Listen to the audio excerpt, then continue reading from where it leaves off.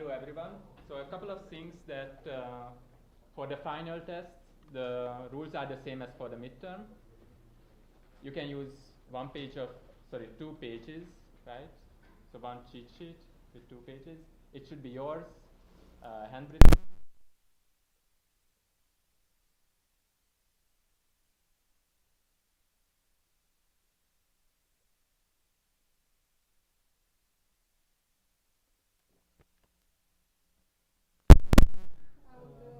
Maybe there's only like a handful of them, right? Maybe they can just stop by your office or something. I don't think I have office hours anymore in how long. But okay, I'll send an email out when we go to my offices, and if you'd like to get it, you can. You can give it to Sharon too or someone, right? We'll figure it out and send an email. Okay. The style of the questions will be a bit different, so there will be lots of true or false or multiple choice questions. And today we have a guest lecturer Alex Mola, who is going to teach next semester a more advanced version of convex optimization. And you can think of this lecture as an advertisement for that one. Okay, so a couple of things. Yes, I will shamelessly exploit that as an ad. Secondly, yes, having taken Ryan's and Banabash's class is an extremely good idea to make any sense out of what Ryan and I will be doing next semester. In other words, if you take the class, it's your own fault. That said, if you do, you'll probably have a lot of fun. Most of it will happen on the whiteboard or blackboard. So basically, this is going to be a math and proof heavy class. Today's sort of a high level, overview of some things that we might cover. Okay, obviously, I suppose none of what I'm talking about today will show up in the exam this week. So basically, you can, relax. Okay, let me start out with something that happened last year. So my manager at Google, Andrei Broda, he got the Kanellakis Prize together with Moses Charikar, Piotr Indyk. And they basically got it for the use of randomized algorithms and projection methods, more specifically for data analysis. And those techniques have really revolutionized a lot of data analysis. However, they haven't seen as much use in machine learning as they probably should have. So what I want to do today is to whet your appetite a little bit with some interesting data structures, and I might actually skip some things if you know them all, or go over them a little bit more rapidly. And this might give you, and we're not going to get through the entire slide deck because this is 84 slides and we can't do that in 90 minutes, so don't worry. But I hope that this will give you a bit of an idea of where you can use interesting optimization techniques and interesting randomization techniques to get quite fun results. We'll delve into that in a lot more detail next semester in the class with Surit, and maybe then Banabash or Ryan will give a guest lecture, right? So the first thing that I quickly want to give you an overview is sparse aggregators. Who knows what the Bloom filter is? Okay. If nothing else, you should know about this afterwards. It's like one of those amazingly cool data structures. Then count-min sketches. Then we'll talk a little bit about how you can actually optimize over those aggregators. Amusingly enough, at the big learning meeting right now going on, somebody's actually talking about an application of count-min. Then I'll talk a little bit about random function classes, so random kitchen sinks, maybe fast food. And then about how to use random projections and interesting data structures for statistical inference. So let's talk about streams. And the obvious thing is, if anything is ever unclear at any time, ask me questions. This slows me down. Otherwise, I'll just keep on going faster and faster and faster. So it's your job to slow me down. Otherwise, it's your own fault. You will get lost. Okay. Occasionally, I will ask you questions. Good. Streams. So a couple of things that you may want to worry about in the context of streams is, well, you typically, this stream comes at you and you can't really replay the data. You only have a limited amount of memory and computation. Maybe you want to do real-time analytics. And then, so example might be time series. So you have stock symbols, acceleration data, video server logs, whatever. You might have sketches that have to be of the form of a cash register. In other words, people walk in, people walk out, and in the end, the question is how many people are still left. So in that case, we know that the number is always greater or equal than 0. So the old joke of the mathematician of n plus 1 people exiting the elevator and 1 entering, and then the elevator being 0 doesn't work. And in some cases, as said, we have those turnstile sketches where we have increments and decrements.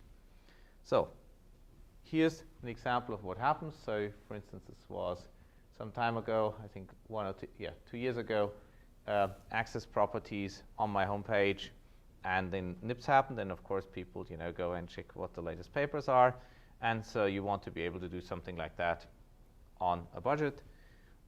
Here's another fun thing.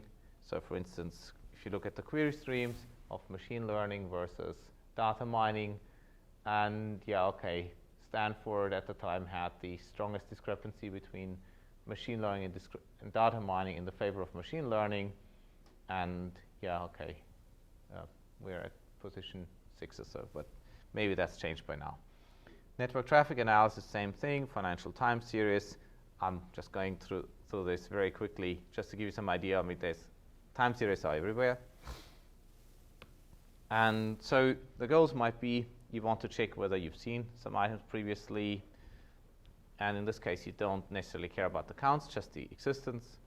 So you want to have something that's maybe insertion tolerant. So if I insert it twice, things don't change anymore relative to once. In some cases, you may actually want to know how many times I've seen it. And you could obviously just go and create a list and insert this, and at some point this list is really unwieldy. And the question is, can I do something that's a little bit cheaper than that? And this is an overview of some algorithms. So the first thing is what's called Bloom filters, and they're named after a guy actually whose name is Bloom. So it's not because they spread out so much, but here's really what they do. So this is Bloom filters in one slide. So I take a bit array, like so, right? Initially I set everything to 0. And I want to insert x, y, and z into this bit array. By the way, who knows what a hash function is? Okay. So for the purpose of this, I'm assuming that all my hash functions are essentially perfect. Furthermore, hash functions are a really useful replacement for random number generators if you don't want to store the random numbers by basically, now you just need to remember the index. So this is kind of really useful. In any case, let's say I want to store x, y, and z. So what I do is I then go and set the bits for hash of x and 1, hash of x and 2, hash of x and 3. Likewise for hash of y and 1, hash of y and 2, maybe hash of y and 3 here, and so on. I set those to 1. So in this case, I basically set 3 bits to 1 for each element that I see. And then the goal is that I want to be able to find out whether I've seen an element. So obviously, if I've seen the element, I can go and just check whether the corresponding hash bits are set to 1. So for instance, for w, which I haven't seen, I just happen to, I see 2 1s and 1 0, and that 1 0 tells me, no, I haven't seen this element. So what this clearly does is it gives me a data structure which may have some false positives, but no false negatives whatsoever, right? And then, of course, the interesting question is, sure, I'm setting 3 bits to be 1 in this case, how efficient is this data structure? And so the one thing that you absolutely should do, if you've never picked up this book, is this book by Mitzenmacher and Upfal.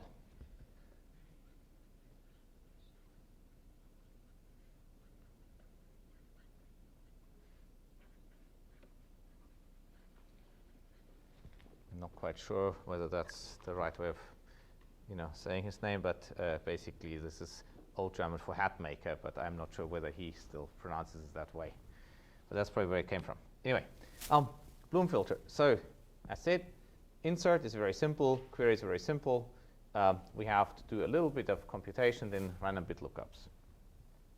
One of the really cool things already about this is that I don't need to store the keys themselves. So the key can be something like my very long special key that I cannot remember, and I compute the hash of this, and this goes to some location. So next time my very long special key that I cannot remember comes along in a query, only then do I need to have this. So since my keys sometimes could be very long, let's say their email addresses, whatever, they might be easily 20, 30 bytes long. Afterwards, I'm just wasting 1 or 2, maybe 3 bits for each of those guys, so this is quite efficient. So now let's do a little bit of analysis of it. So the probability that an arbitrary bit is set, right? This is just 1 minus, well, the probability that a bit is set is 1 over n, right? And I'm setting m times k bits, right? Because basically I have m inserts. I set k bits for each insert. So this is 1 minus 1 over n to the mk. This can be obviously approximated because just, those numbers are large, to be 1 minus e to the minus mk over n. This is straightforward. This just follows from the definition of e. So then, well, the probability that I have a false positive, requires that all those bits are set, even though, well, I didn't see the item, right? So this is now, I just need to multiply this probability here, raise it to the power of k. This is an approximation because I could be looking at the same bit twice, but generally this is okay. And now by just optimizing over k to minimize the false positive rate, you get something of the form mk over n equals log 2. So in other words, you have about n over m log 2 bits that you set, and you have a false positive rate of about 2 to the minus k. So you can do more detailed analysis of that. So there's this nice Mitzenmacher and Broder tutorial from 2004, which has the Bloom filter and a lot of details about that in it. And you can actually show that this is reasonably tight. So, it's tight within about 40% or so. So this is actually a really cool data structure. So if you haven't seen this yet, basically, whenever you just want to be able to answer with fairly high accuracy whether you've seen an element, and you absolutely want to be sure that you don't reject an element that you haven't seen, then, well, basically, the Bloom filter is a really useful data structure. Okay. Question. Can somebody tell me why it's really non-trivially hard to remove an element from the Bloom filter? What could go wrong?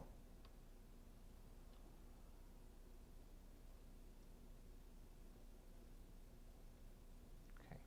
Any ideas? Okay.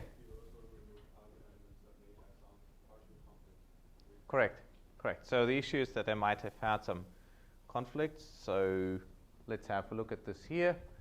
For instance, Z and Y both set this bit to 1, or here, for instance, Z and X both set this bit to 1. So if I was to remove Z in a very stupid way and just, well, basically check whether those bits are set and then just nuke them, then immediately I would have created false negatives, right? So I basically destroy all the nice properties of my Bloom filter by doing this downdating.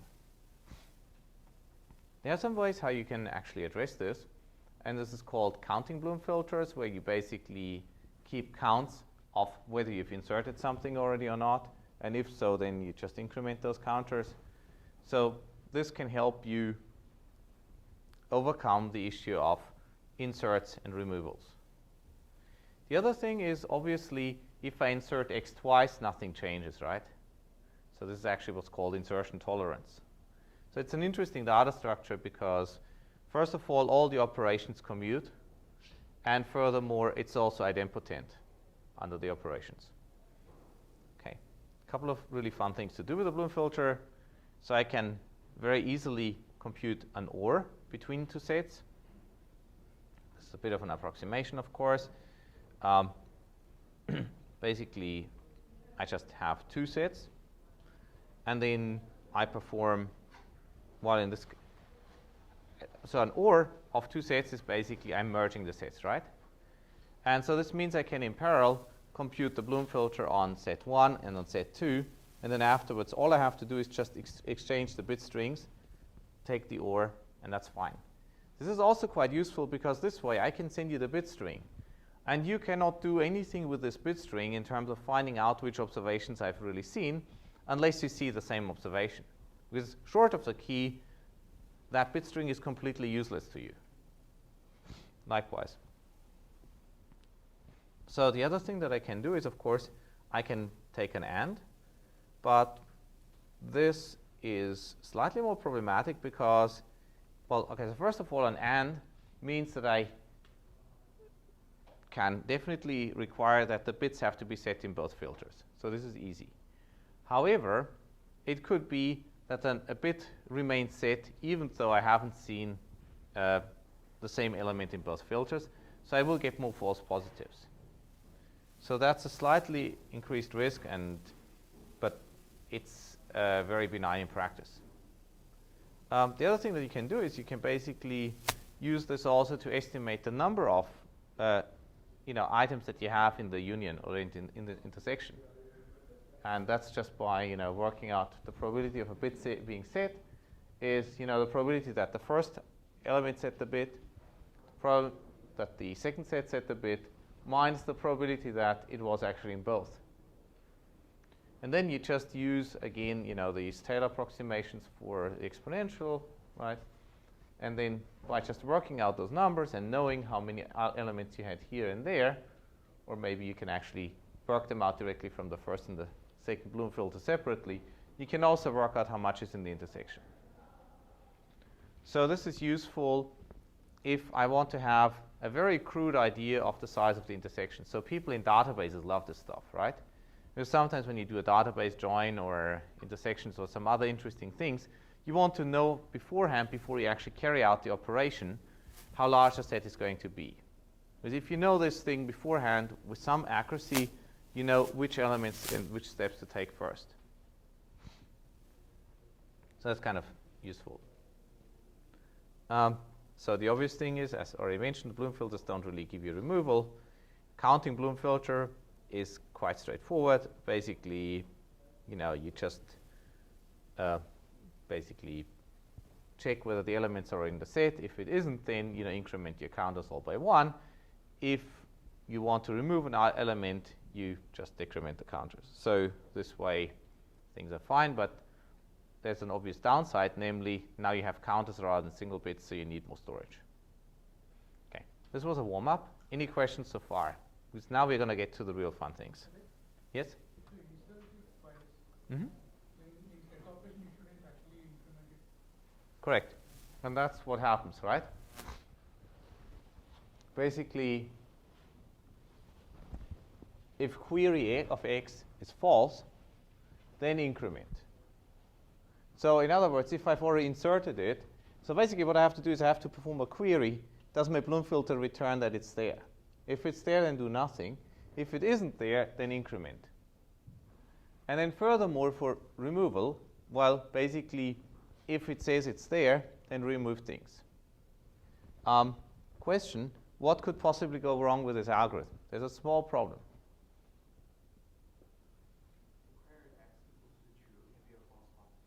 Correct. That's exactly what could go wrong. And in this case, that operation could wreak havoc on my entire data structure. There's a way around this, and I'm going to show this to you next. Any other questions so far? Okay, good. So count bin sketch. So this is basically the same thing as the Bloom filter, except that we actually now use integers. And for the purpose of the analysis, I'm simplifying things a little bit. I'm simplifying them insofar as I'm actually assigning a matrix rather than just a single bit array as my data structure. And I'm using one row of that matrix for each hash function. So for 4 hash functions, I have 4 rows. Right. Now, the difference is that, unlike in the Bloom filter, where I basically performed AND and OR, here, whenever I insert something, I increment the counter. And whenever I would remove something, I would decrement the counter. Now, the query is a bit different. So before that, we basically performed an AND. Here, the equivalent of the AND is the min. Why? Because each of those counters will get incremented at least as many times as I've seen a particular item. I might get collisions from other terms, but so therefore each of those red parts here, if I insert x, will be an upper bound on the number of times that I've seen it. So therefore, taking the minimum of this gives me still an upper bound. And what we'll see is that taking the minimum actually makes the guarantee exponentially tighter. So this really improves the probability a lot. And this is one of those cool examples where if I have random variables which are non-negative, I can get much tighter guarantees than for random variables that have arbitrary signs. It's totally counterintuitive. I don't think anybody has a really beautiful explanation for it. But okay, I'll show you how the theorem goes. So, and it's going to be very simple math. Actually, it's going to be so simple math that you'll just think, oh my God, why didn't I think about this before? So the first thing that we already established is that the counts that we get, so Cx, are greater or equal than the true counts in x. Okay. And now the upper bound that was established is that the counts that I get are less equal than the actual counts plus epsilon times, and this is basically the number of total inserts that I had. And furthermore, this epsilon goes like E over, well, basically E over M, or M, so the number of columns goes like E over epsilon. So this is actually really good. So what you've probably seen before in statistics is sometimes in averaging procedures, right? You get an accuracy that goes like 1 over square root sample size. This is an accuracy that goes like 1 over sample size, effectively. So this is way better. There's a related data structure called the count sketch, not the count min, but the count sketch. And that has a 1 over square root sample size accuracy, and it is precisely for cases where you can have positive and negative numbers. And I'll show you in a moment in the proof where that big difference comes from. And yeah, this holds with high probability. Basically, the more rows I have, the higher the probability that things are accurate. Namely, the probability is 1 minus e to the minus d. Furthermore, if we have power law distributions with some exponent, then we only need even less space. And that's the case because if I have a power law distribution, then, okay, let me draw what a power law distribution looks like. Basically, it looks like P of x, where x is, ordered by in an ordinal way, is like x plus a is proportional to x plus a to some exponent. Which one did I use here? Z. And if that's the case, so it decays very rapidly, then you can clearly see that there are very few items that are very, very frequent. And there's a lot of stuff here that isn't very frequent at all. Can somebody give me an example of a power law distribution that we work with all the time? Yes, you could cite the Falutzos and the Falutzos paper. Yeah, that's one of those papers.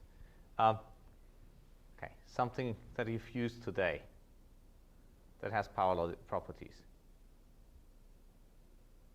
Something that I bet every one of you has used today. Facebook, yeah, that would also have a power law distribution. Actually, not quite, because the highest degree of the vertex is kind of bounded. So it's not perfectly accurate, but something else. Something that even your grandparents probably used today, unless something very unfortunate happened to them. Language. So words have power law distribution. So it's called Zipf's law in this case, right? And it basically means that there's a small number of words that are very frequent, and that there's a large number of words that are actually not very frequent at all. Which is one of the reasons why the bag of words model works. I guess you guys have all seen the bag of words on the 8th floor, right? Who hasn't seen that one yet? By the elevator, there's a big bag with words, and the words on the floor are called the stop words. Okay, so look at it next time you walk past. So somebody even jokingly wrote a paper about the power law distribution of papers discovering power laws. But basically, they tend to be pretty much everywhere. And what this means is that you can actually benefit a lot in terms of optimization and inference if you know about the relative probabilities of occurrence. So for instance, if you want to cache things in optimization, sometimes you can get lucky because there's only a very small number of terms, a very small number of variables that you need to update a lot, and there's a lot of variables that you hardly need to update at all. Anyway, so they came up with this proof first. And so let's work on the guarantees. And I promise it's very simple. It's just two equations. Okay. So for the lower bound, we've already established that, right? That's easy. In expectation, well, that's also fairly straightforward, because in expectation, since we have a hash function, and let's assume it's at least two ways independent, that's all they need for that proof, then the probability of hitting a bin is 1 over m. So therefore, the expected overestimate is n over m, right? So if you go back to the previous guarantee, you see exactly that thing occurring here, right? So epsilon being e over m, so this is basically n over m here, times e. That's really what we have. Okay. So basically, we now know how much in expectation the count is going to be above the true count. Now, all we need to do is just show that it rarely exceeds the expectation by much more than that. So here's where the non-negativity comes in. So Gauss-Markov inequality for a random variable tells us that the probability of being larger than the mean by, let's say, e, is 1 over e. That's the second term here, right? That's this guy here. This basically just tells me that the probability of exceeding it by more than n over m by a factor of e is 1 over e. That's just the Gauss inequality. Just standard inequality for expectations of random variables. Who hasn't seen this stuff before? Okay, everybody's too intimidated and embarrassed to say they haven't seen it. Okay, good. Now, if this is the probability that something can go wrong for any given row, and that's a fairly benign overestimate, right? And that will happen only with probability 1 over e. Then, repeating this entire process d time and taking the minimum over d rows, right? Of course, things can only go wrong with probability e to the minus d, because they would have to, break through that safety barrier d times. And that's all we need. So what you now have is that the count min sketch with high probability, namely with probability e to the minus d, will not deviate from the true count by more than e times n over m. So this is pretty good, right? So the good thing is this sketch does not require you to store any of the keys. It doesn't require you to store any of the x's. So you can use all of your memory for the data structure rather than the index. This is a principle that we'll see over and over and over again. If you're building large-scale machine learning algorithms, don't use the memory for bookkeeping. Use the memory for parameters. If you're using a lot of memory for bookkeeping, you should think about a smarter data structure, maybe a randomized one, because if, let's say, you're using 90% of the memory for bookkeeping, then it's perfectly okay to have a few more collisions but have 10 times as many parameters. Almost certainly a model is going to be more accurate. Okay? So you can use things like what I just described for heavy hitters finding. So you basically perform range queries. I'm not going to go into a lot of details there. There's tail guarantees for Zipf's law, and I'm not going to go into a lot of details there for the proof. Suffice it to say, the way how you actually prove things in this context is you essentially partition your set of observations into two parts, the frequent ones and the not so frequent ones.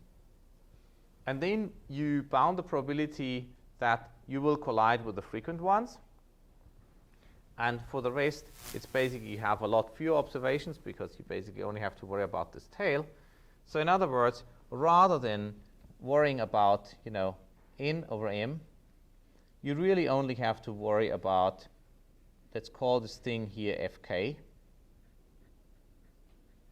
So this is position k. You'd only really have to worry about fk over m, and that can be a lot smaller than n if all the heavy hitters occur here. Okay. Actually, technically, this would have to be written as f1k because it's the sum of accounts.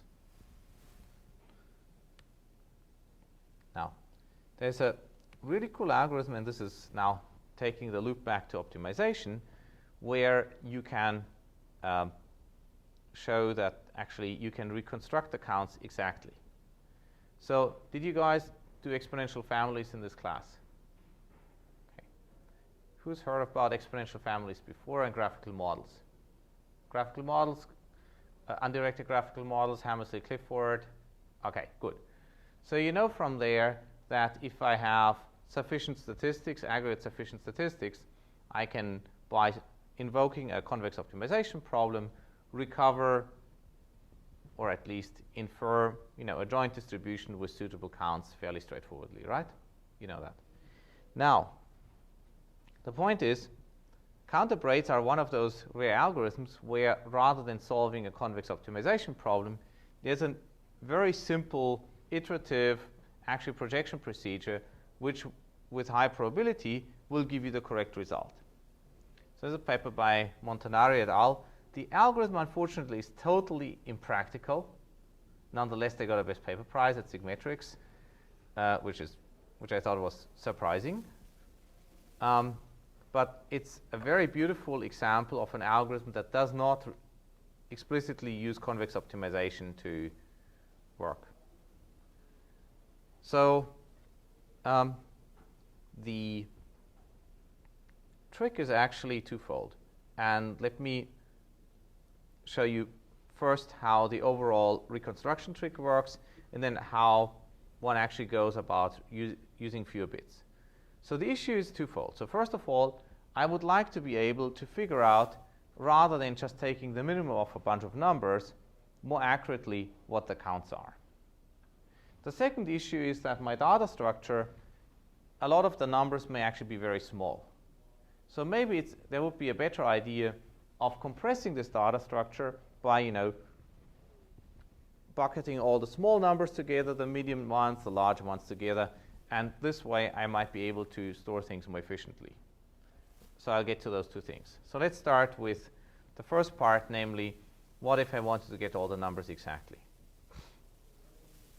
So obviously, what we have is, we know that all the counters are greater or equal than 0. After all, that's how we started. So since we know that the entry of the matrix here is the sum over all the collisions, so if I knew all the keys that ever went into the problem, and this is exactly the unrealistic assumption that they make, then I know that the counts have to be greater or equal than that lower term, which is basically that total sum minus the upper bound on all the previous terms.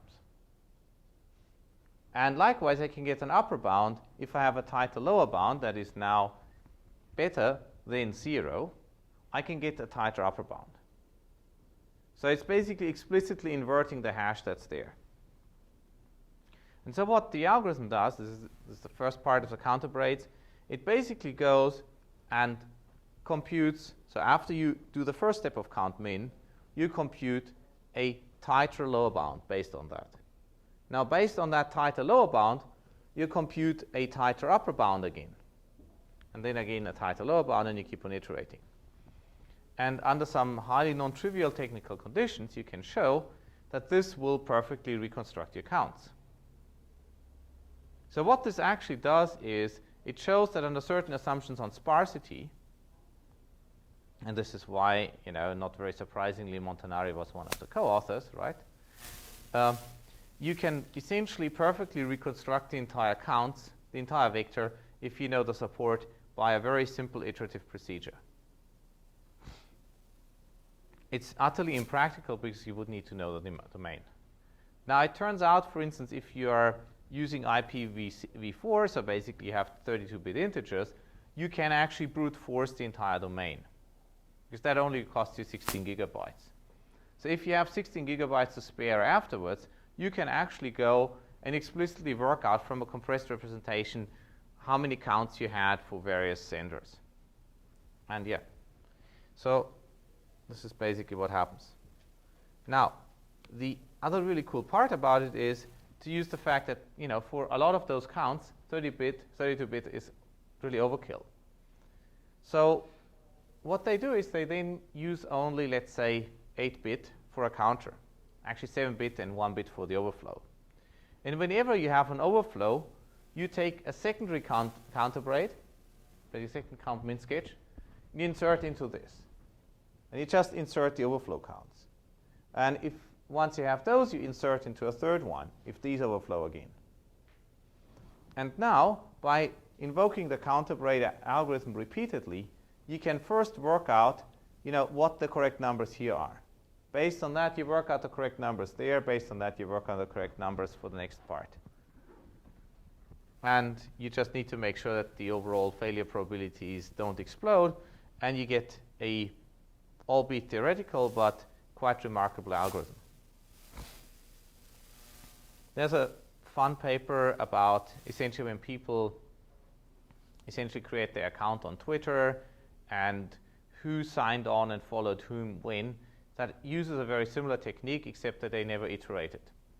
So the idea is basically you take an account where people sign up very quickly, very frequently, like Justin Bieber, who now has 60 million people following him, right?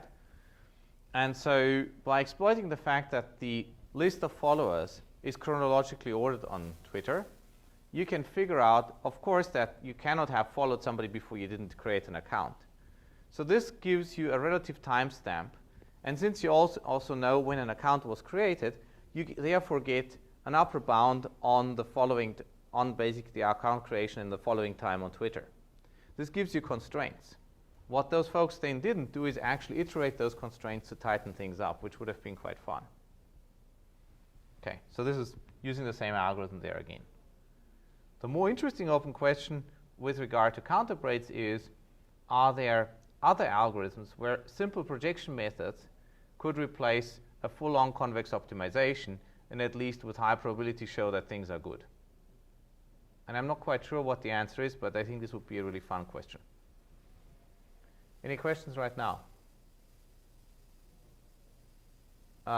So given that apparently everybody takes a brief break, now might be a good time for a 5 minutes break, and it's not going to be longer than 5 minutes, so in case you need to refresh your makeup or whatever, by all means, we start in 5 minutes again.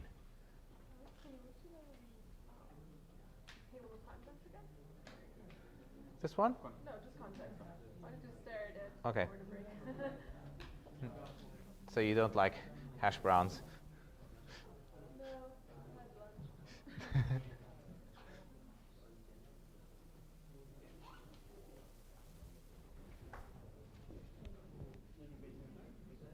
So we're not going to get through everything. I just seen all the material before, and it still feels quick. This one's incredibly quick. Oh yeah, sure. I mean, look, this is just essentially a summary and a heads up for things that we'll go through in a lot more detail next semester. And yes, this will be on the whiteboard, and then you cannot race.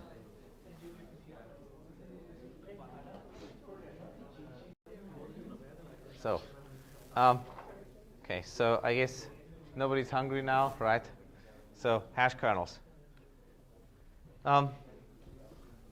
So you may or may not have seen LSH very much, but basically in locality sensitive hashing, what you typically do is you have some high-dimensional vector. You take some random matrix that is random of some suitable shape. You multiply the two. You get something out of it that is a bit smaller. And then, well, you basically use this slightly smaller thing to do interesting things with it. Okay. So this is the idiot's description of LSH. Right? Now, the good thing about this is that it preserves distances, which is really useful. At least with high probability, approximately it does. The problem is that if you do this, then in general, what you get out of it is a dense vector.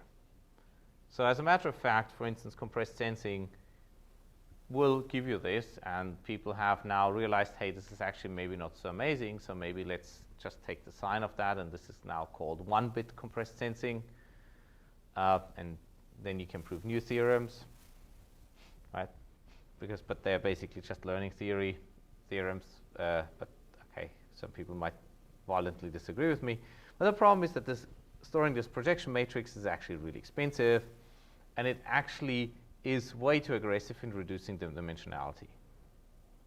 More to the point, we actually have gigabytes of memory available for our parameters, so why should we ever project down to a 10,000 dimensional space or a 100,000 or 1,000 dimensional space? So in other words, it's actually overkill and destroying a lot of things, and we waste computation, so it has all those bad ideas. Mind you, nonetheless, about each and every year, somebody tries to write a paper in a machine learning conference about, hey, we use locality-sensitive hashing, and by the way, it preserves the margins approximately, and so by the way, everything is good, and we've just solved the problem of large-scale machine learning. Not. So don't do this, because if I get the paper, I'll reject it, and I've rejected more than one of these. Because it's solving the wrong problem. So you can still submit election at the RWS. yeah, I mean, now you're safe because you can just have CMU as a conflict domain. Right? So you're safe from that, but there are plenty of other people who agree with me, so I don't think you'll be particularly safe. So don't do it. So can you explain more as to why? So the issue is basically, okay, let's say, for instance, I take a bank of words model. This might have 200, 300 distinct words in a document, right? So in other words, I have a sparse vector with 200 non-zeros. If I take, and so 200 non-zeros, even if I do a stupid thing, as a list of pairs of ints, will cost me something in the order of under a kilobyte to store, right? Now, if I perform an LSH projection into a 10,000 dimensional space, I'm paying 40 kilobytes. 40, possibly 80 kilobytes if I'm stupid and store it as doubles. Right. On top of that, I just had to perform something like 10,000 by maybe 200 or 300 multiply adds. So this is extremely slow. So the algorithm is slow, it's inaccurate, and it's memory inefficient. How much worse can it be? It's an extremely bad idea. Even for dense vectors, I would not necessarily use it, because it still requires order D multiply adds. So there are ways how you can accelerate that to some extent. For instance, there's this paper by Achlioptas on database-friendly projections, which replaces the multiply adds by additions and subtractions, and he gets a factor of 3 improvement on the number of operations that he has to do, because he just has a distribution that takes on the value of 1, minus 1, and 0, and the value of 0 is taken on 2 out of 3 times. So that helps a little bit, but it's just a band-aid. It doesn't actually change the order. There are some faster Fourier transform-based techniques which will give you the projections a bit more cheaply. So Eilon and Chazelle and the fast Johnson-Lindstrauss transform, that type of literature gives you some things. But at the end of the day, you are not in a situation where you have kilobytes of memory. I mean, heck, this laptop here, even though it's 2 years old, has 4 gigabytes of memory, right? Your laptop probably has 8. And, so you're basically wasting, you're basically not using a lot of resources that you have anyway. So the idea is therefore, let's perform a projection into a higher dimensional space that is small enough that actually things fit into memory. And small enough can mean a billion dimensions, right? So if I have maybe 200-300 dimensions, mapping them into a billion dimensions, it's no big deal. Chances of a collision are essentially negligible. And that's basically what I'm doing. So, okay, sorry, let's go back. So the idea is, and effectively we came full circle here by, so the way how we came up with this was I attended a talk by Muthu Muthukrishnan on the Count-Min sketch, and I thought, wow, this is an awesome data structure. And then I thought, well, this is really great. Can we use this for machine learning? And so we first thought, okay, let's actually use the entire sketch directly as a signature for the data. And then I realized, well, that's actually not so smart because having several hash functions just, maybe reduces the variance a bit, but, it's higher bias. So we said, okay, let's just use only one hash function. And then the next step was to realize, well, actually, having non-negativity here isn't so good because I get exactly this expected collision contribution. So we multiplied this by random ones or minus ones. So basically, this is a Rademacher hash. So it's basically a 1-bit hash multiplied by 1 or minus 1. And then afterwards, I found out, well, lo and behold, this is actually what Charikar, Chen, and Farah Colton came up with 2 years before the Count-Min sketch. They called it the count sketch. And so we just came full circle. In any case, let me briefly explain how this works. So as you can see, these slides are ridiculously old slides, still from back in the time at Yahoo. I just didn't have the heart to replace this by something more up to date, right? So let's say I want to do personalized spam filtering. And so personalized spam filtering, you might do something of the following form. Let's say here's some email X, and I map it into f of x is w.x. So this would be, a linear spam filter. Now, this unfortunately isn't too exciting because, people who have sometimes very different ideas about what should be spam or not spam, well, they will all get lumped into one big bucket. So for instance, maybe I'm not a very responsible person and think that, all administrative email is spam, and maybe Barnabash is very diligent and answers all the administrative emails right away. Just making this up, right? So what we'll do is, therefore, we add a user-specific parameter. Okay. So now I have a model which basically has a common term, and this is, let's say, Alex, let's say Barnabash, let's say Ryan, and so on. And yeah, just a small joke from last semester. Apparently, after 1.5 months of lecture, somebody walked up to Barnabash and asked him whether he's Barnabash and Alex or Alex. So I can confirm this is Barnabash, this is Alex.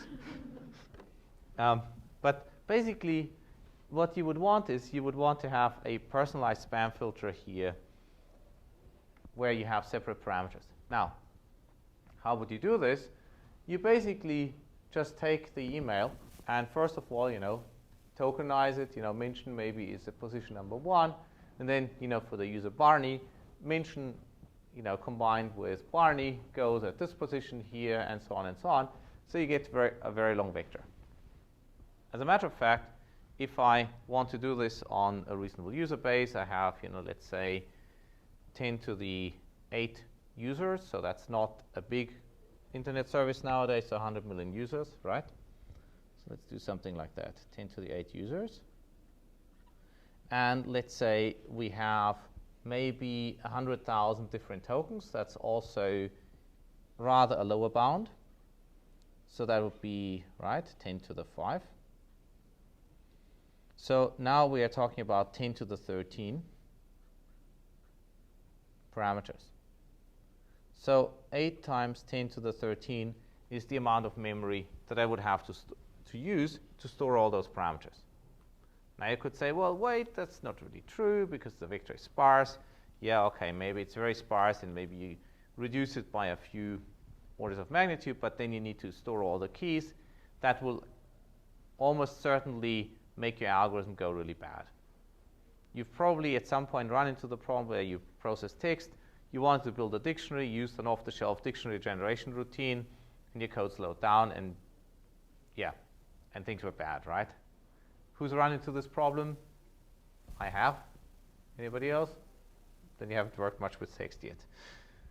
Okay, good. So this will help you fix it. Now,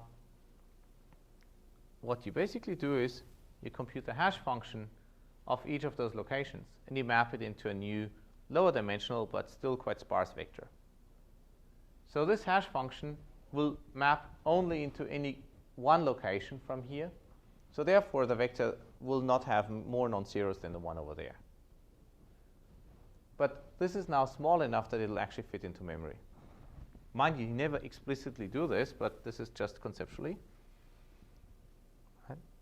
And what you, of course, do instead is you directly sidestep the entire dictionary building process, and you just hash, let's say, the word mention or the word mention underscore Barney directly to some location, and then you multiply it with a Rademacher hash, in other words, with 1 or minus 1.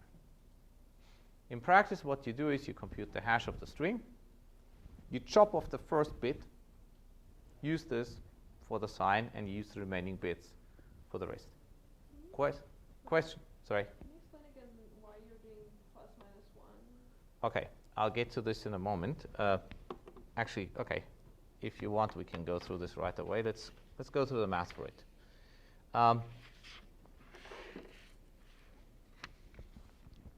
So what I'm doing is basically I have f of x is, and ignoring personalization or whatever, I have sum over all the coordinates I, xi, w of hash of I times sigma of I. So effectively, this is an inner product between w and some phi tilde of x, right? Now, this is slightly strange, phi tilde, but okay, it's a phi tilde nonetheless. So let's compute the kernel. K of x and x prime is the inner product between phi tilde of x and phi tilde of x prime. So this is, first of all, the sum over all the i's, where everything matches up perfectly, right? So I have that this is x dot x prime. And then I have to sum over all the bins. So that's, let's say, L equals 1 to n. These are all the hash bins. Now here I have to sum over all the i's with a property that hash of I equals L. Sum over all the j with a property that hash of j equals L. And furthermore, I have the constraint that I not equal to j. Now here I have sigma of I, sigma of j, xi, xj prime. Right? That's my kernel. This is just writing it out in the least elegant way possible. Okay. So now what I do is, so this kernel clearly depends on the hash function h and also on sigma. Now the next thing to exploit is that in expectation over all Rademacher hashes sigma, sigma of I times sigma of j is delta ij, right?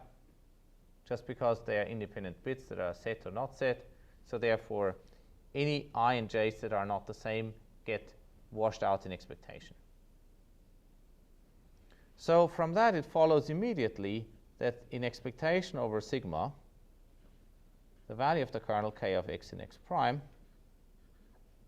is x dot x prime. So in other words, I have a kernel that in expectation preserves my inner product perfectly. So the hash kernel is not a completely crazy, stupid thing to do. Okay. The next thing to check is that if I have x being, so this holds regardless of whether x is dense or sparse. The other nice thing to do is to check what happens if I have a sparse x. So who knows the birthday paradox? Okay, good.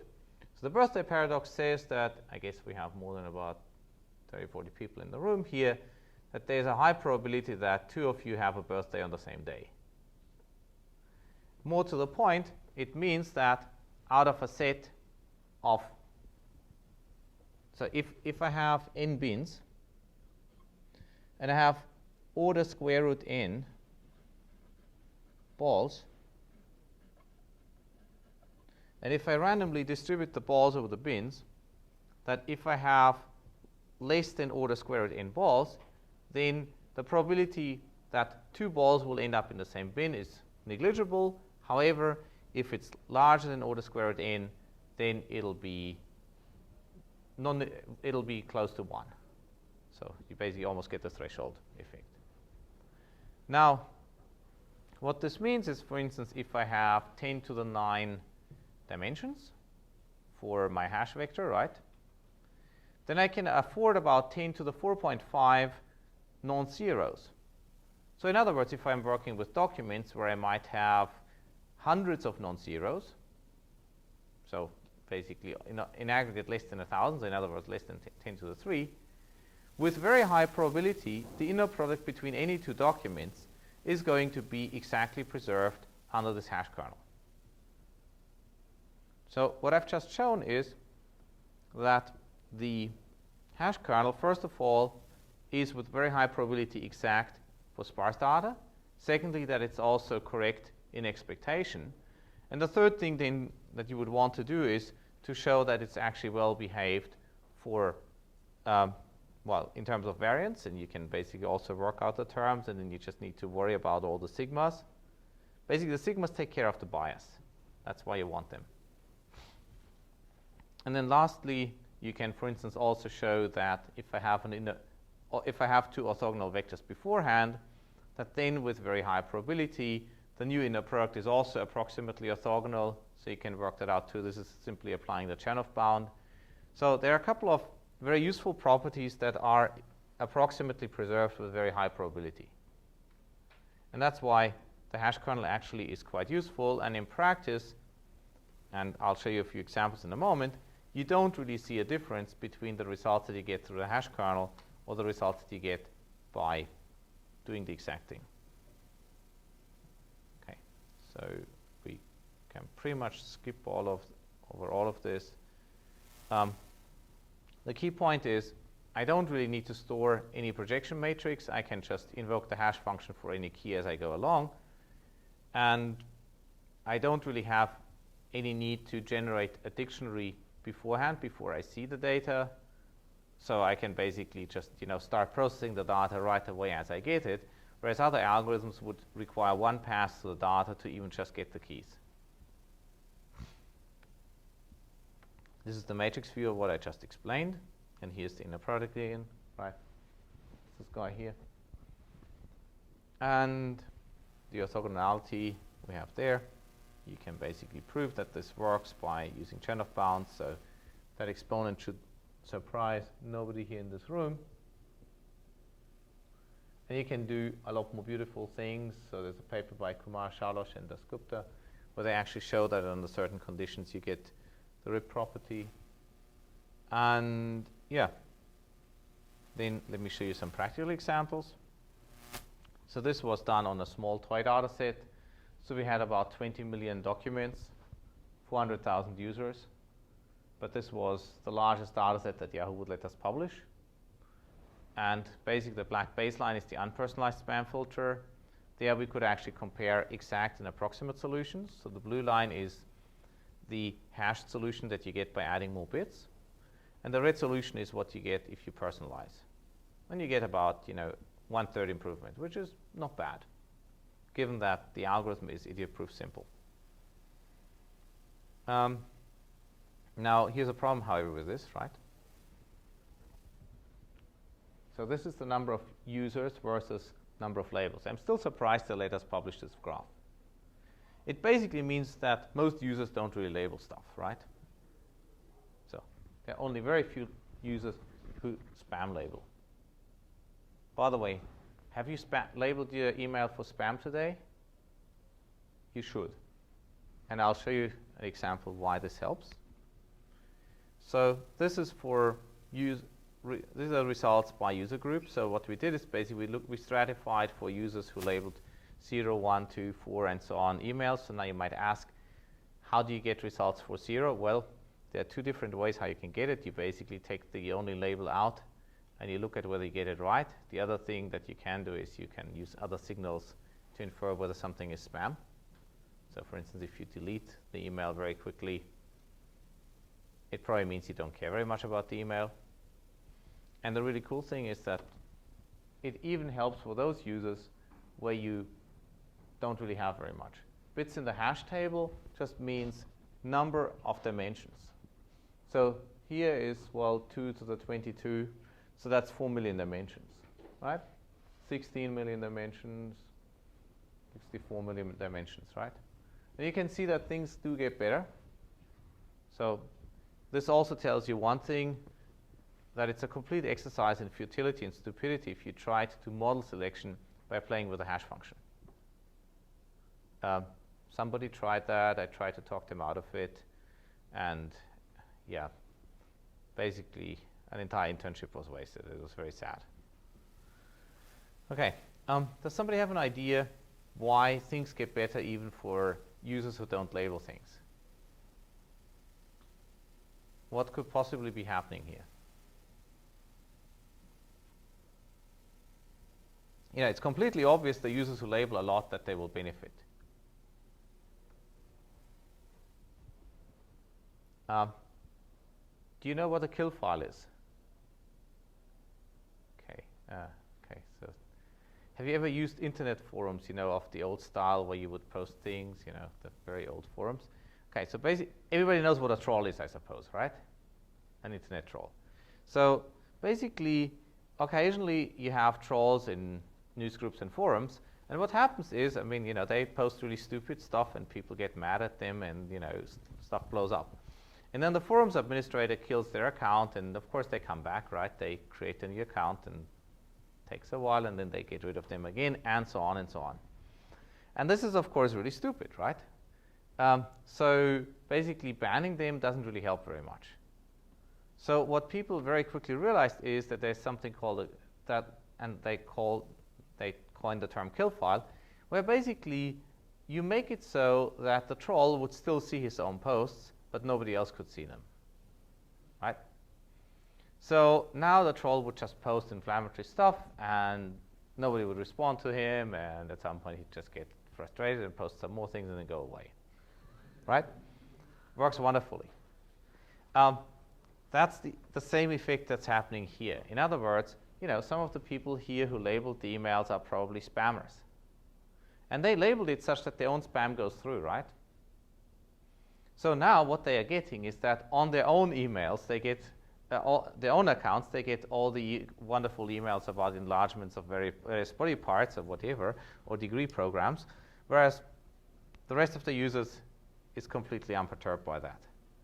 And so what you're basically getting is an extra layer of robustness that otherwise you wouldn't have. So this is the soft version of the kill file, right? That automatically adapts to your preferences. So if you like spam, well, you get it. Okay, so now a couple of other things. You can do approximate string matching with this. So who does bioinformatics here? Sort of guy? Well, so you probably may have tried to do interesting things on strings. Let's say, you know, maybe DNA sequence annotation, gene finding, something of that form. And so then you may have run into things like the spectrum kernel, or maybe what the Shogun toolbox does, or whatever. But basically, they explicitly look at, you know, n-grams of a certain order. Unfortunately, of course, the amount of memory required is exponential in the n of the n-grams. So typically, people don't go very far beyond 5, 6, 7 because, yeah, it just gets really large. And if you want to have approximate matches, oh my God, then you have to do dynamic programming. So here's a cheap hack how you can get something. So for instance, let's say you want to be fairly resistant to, let's say, one typo. What you do is you basically map a string into a string where in turn each character is replaced by a wildcard. This is now, well, still polynomial in the number of wildcards. Sorry, it's exponential in the number of wildcards. However, it's not exponential in the alphabet size anymore. And then if you do this, you can actually very quickly compute similarity between strings by just checking whether the wildcarded substrings match. Unfortunately, it gives you a lot of terms, but then you have the hash kernel where you can just insert it and everything's good. So this way you can go to higher mismatches as long as computation is okay. So what you've just done is you've turned a problem that before that was memory bound and data structure bound into one that's just computation bound. Okay. Any questions so far? Okay. Yeah, obviously rather than Carnegie, you can also do that with various body enhancing drugs, right? You can use the same trick for matrix compression. So basically, let's say I want to do recommendation and I have like a 100-dimensional parameter model. Then, let's say I have billions of users and I want to have maybe millions of products. Then, you require about 800 gigabytes. You clearly cannot do this. And we want to have something that fits into memory. Furthermore, you actually preferably would like to keep most things in my memory because hard disks are slow. I must admit that by now this is a lot less of an issue because SSDs are actually quite fast and they can deal with about 50,000 requests a second. So you could possibly by now actually do a lot of those things on solid state. But you still have privacy issues. So the question is basically, can you compress this? And so what we do is we use the very same trick as in the hash kernel, but we just compress matrices. And there's a beautiful paper by Rasmus Pach in the CACM where he writes about compressed matrix multiplication.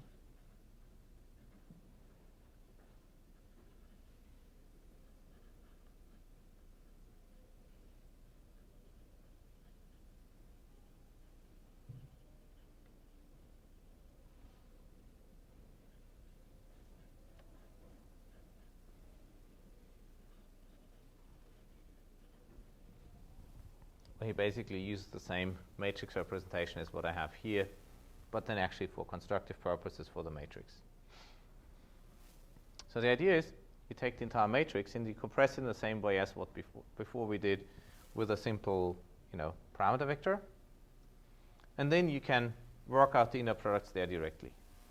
And yeah, it's exactly the same thing. Obviously, you would never take the full matrix and compress it, but you would always optimize in the compressed representation directly.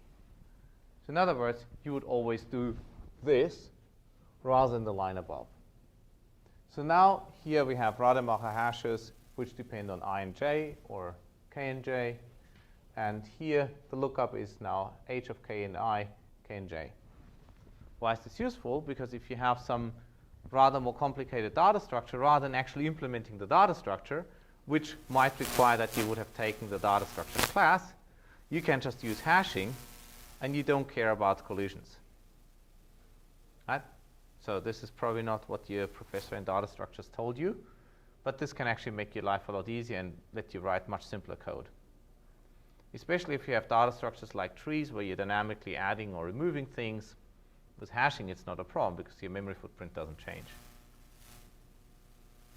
Okay, you can work out that this is all fairly straightforwardly done.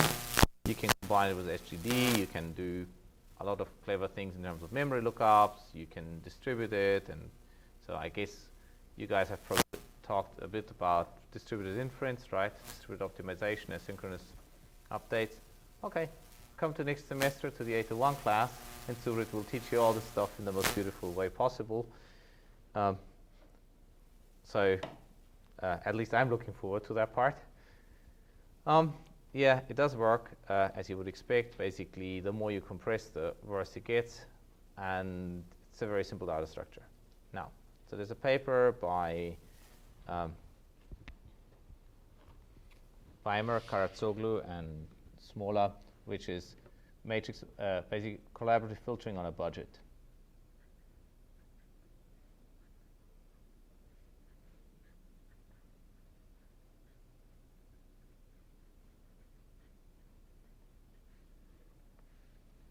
So look for something called coffee rank. So we use that for ranking as well, and yeah, it's maybe about 4 or 5 years old. So now the question is where to continue, because I could talk a little bit about random function classes, or I could talk a little bit about using random projection techniques, for instance, for fast samplers, because I don't think I'll have time for both. So basically, do you want to hear about things like SimHash and fast samplers, or do you want to hear about fast food? Okay, and random kitchen sinks. Okay, who wants to have fast food? Who wants to hear about SimHash and fast samplers? I think that's a slight minority. Maybe if I'd asked the other way around, it would have been. We've got it. Okay, good. So at least I don't have to skip forward. So the problem is, if I have nonlinear function classes, then, well, at some point I have the curse of dimensionality. And the curse of dimensionality is, yeah, because maybe I don't get the right function classes, maybe I have too many parameters, and so on. So this is all a bit of an issue. So the starting point is actually an rather infamous Snips reject. This is a paper by Radford Neal. And this is how Bayesians really discovered Gaussian processes. Before that, they were known as Kriging. And essentially, so I'm becoming kind of full circle here. What he did is he said, well, let's take a neural network. Let's take a neural network with an infinite number of hidden units, and let's impose a prior on the weights for them, and let the number of hidden units go to infinity, and then look at the function classes that they can parameterize. So in doing so, you obviously, get some interesting object, and he showed that this actually converged to what's called a Gaussian process, and then you can write a covariance function, and you can solve it exactly, even though you have an infinite number of hidden units. Okay. So now into fast food. Oh my God, I haven't updated the slides for the new version of Keynote.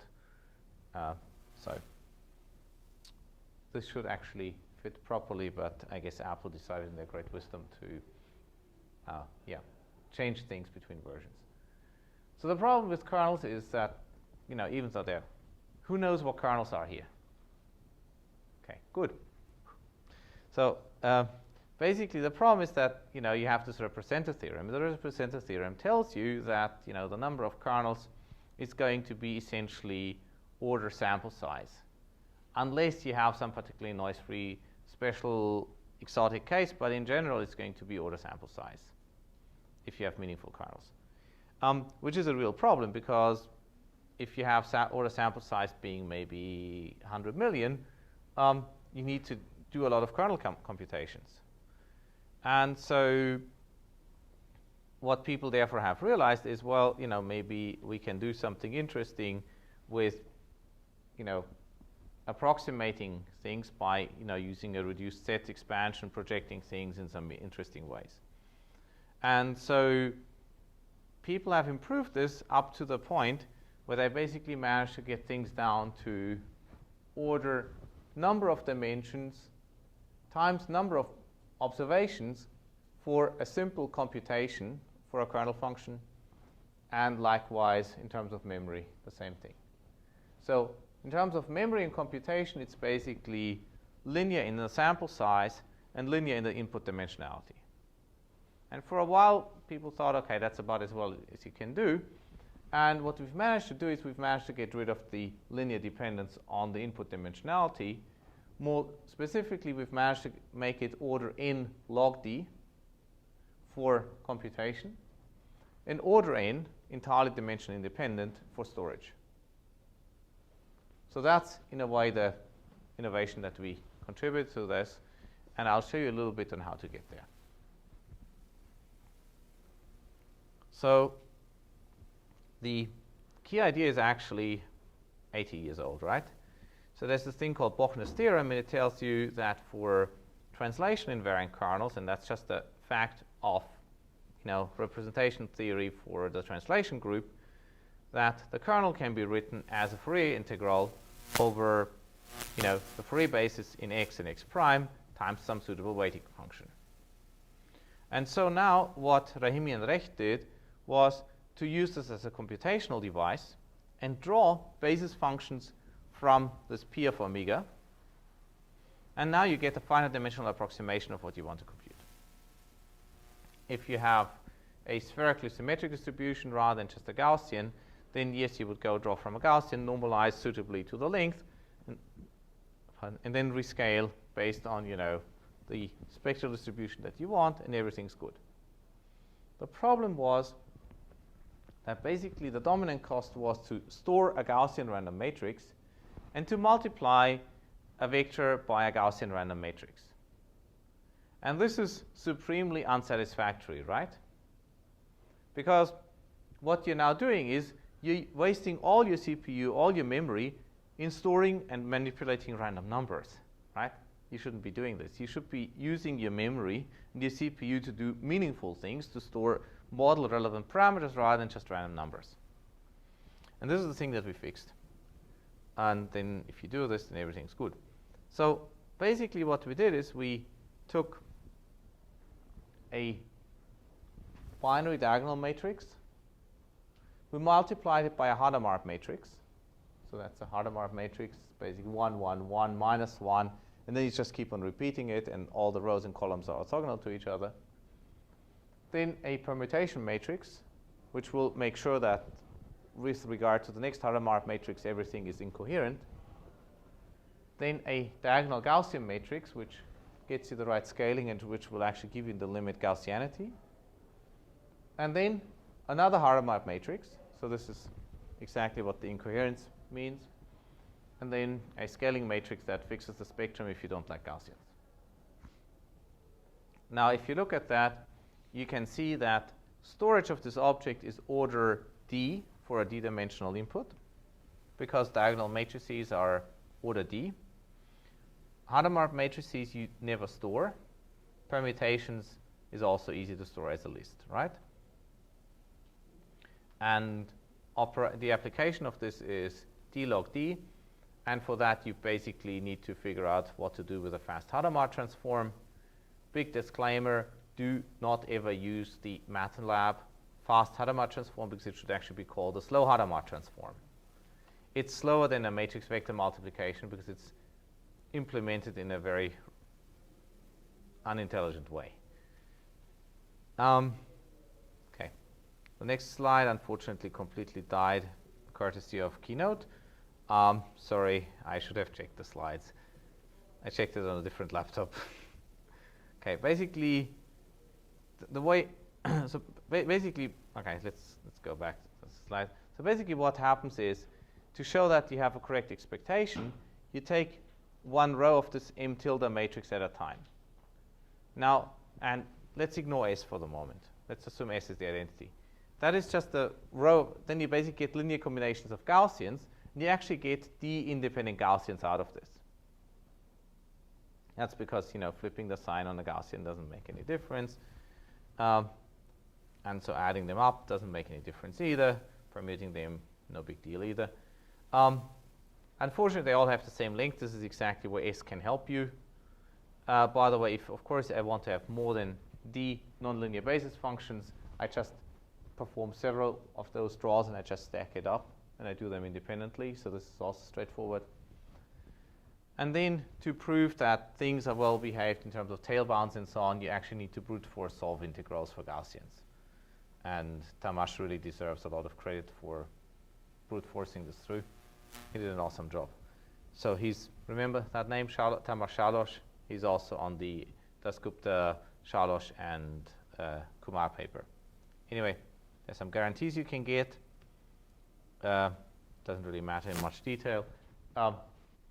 This is essentially our performance relative to random kitchen sinks. This is what you will get if you just apply the subsampled random Fourier transform, the SRFT, directly. So this is why you can't just use the usual compressed sensing fast operations that people use, because they actually all go from high to low dimensional, and we're going from low to high. And yes, it actually worked quite nicely. And this is the most boring slide you will ever see, because it basically just says, hey, it works as well as the real thing, but it's just way faster. And then this is about the most stupid table you can imagine, which is basically just how much faster we are relative to random kitchen sinks. And basically, this was just added because the ICML referees wanted it, and it shows that for large D, log D is much smaller than D. And especially 1 is much, much smaller than D. And that's basically what you're seeing here. Big surprise, right? So that's basically, all I had time to talk about today. If you want to know more, come to 801 next semester. I actually have to run off now because I have a meeting in 3 minutes. And I don't want to make that student wait. So thanks for your attention. And I'm sure Barnabas and Ryan can answer the questions much better than I could.